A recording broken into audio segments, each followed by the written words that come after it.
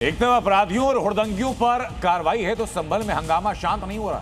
संभल के बिलालपत गांव में फर्जी वोटों की जांच के दौरान जबरदस्त हंगामा हुआ।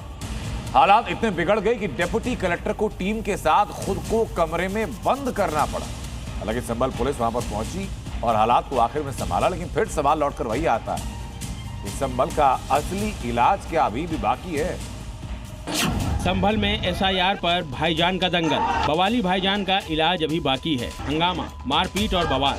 ये तस्वीरें संभल के बिलालपत गांव की हैं, जहां फर्जी वोटों की जांच होनी थी, लेकिन हंगामा हो गया। डिप्टी कलेक्टर जब ग्राम पंचायत सचिवालय पहुंची तो मुस्लिमों के दो गुट आमने सामने आ गए। पहले आरोप प्रत्यारोप का दौर चला, फिर गाली गलौज शुरू हो गई और बात इतनी बढ़ गई कि मारपीट होने लगी। फिर क्या था, देखते ही देखते जमीन पर टिकी रहने वाली कुर्सियां हवा में लहराने लगी, धक्का मुक्की होने लगी और अफरा तफरी का माहौल बन गया। हालात इतने बिगड़े कि डिप्टी कलेक्टर और उनकी टीम को सचिवालय भवन में खुद को बंद करना पड़ा। हैरानी इस बात की है कि ये सब कुछ तब हुआ जब विवादित जामा मस्जिद के पास सरकारी जमीन पर कब्जा कर बने कब्रिस्तान की जमीन पर पैमाइश चल रही थी। संभल में चप्पे चप्पे पर पुलिस का पहरा था, मगर फिर भी संभल के भाईजान पुलिस प्रशासन के सामने ही आपस में भिड़ गए। ऐसे में सवाल उठना लाजमी है कि क्या संभल में कट्टरपंथी जमात का हिसाब अभी भी बाकी है? क्या संभल हिंसा के 1 साल बाद भी भाईजान नहीं सुधरे हैं? और क्या अब एक बार फिर योगी फोर्स इनका इलाज करेगी? दंगा कैसे होता है और दंगाई का उपचार कैसे होना है, हाँ, तो बरेली के मौलाना से पूछ लो। अब यहां न कर्फ्यू है न दंगा है।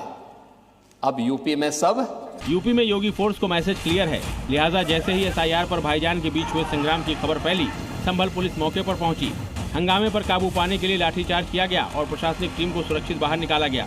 मारपीट का वीडियो सामने आने के बाद पुलिस ने कई लोगों को हिरासत में लिया है और इन बवालियों पर एफआईआर दर्ज करने की तैयारी चल रही है।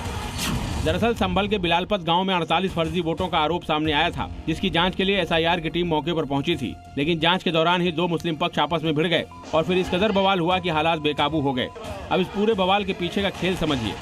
दरअसल संभल में करीब 20% वोटों का शुद्धिकरण हो चुका है, यानी 3.19 लाख वोट काटे जा चुके हैं। एसआईआर से पहले संभल में कुल 15,70,306 मतदाता थे। अंतिम सूची में 12,51,300 मतदाता यानी 79.69% ही बचे हैं। कुल 3,19,006 मतदाताओं के नाम सूची से हटाए गए हैं। पहले 3.26 लाख वोट हटाने के लिए चिन्हित किए गए थे, लेकिन अंतिम दिन में ये संख्या घटकर 3.19 लाख रह गई, जिसके बाद संभल के भाईजान अपनी पहचान बचाने के लिए भिड़ गए। मगर अब संभल पुलिस इनकी लिस्ट तैयार कर रही है, जिन्होंने एसआईआर टीम और योगी फोर्स को चैलेंज करने की कोशिश की है। संभल से सुनील सिंह के साथ ब्यूरो रिपोर्ट, जी मीडिया।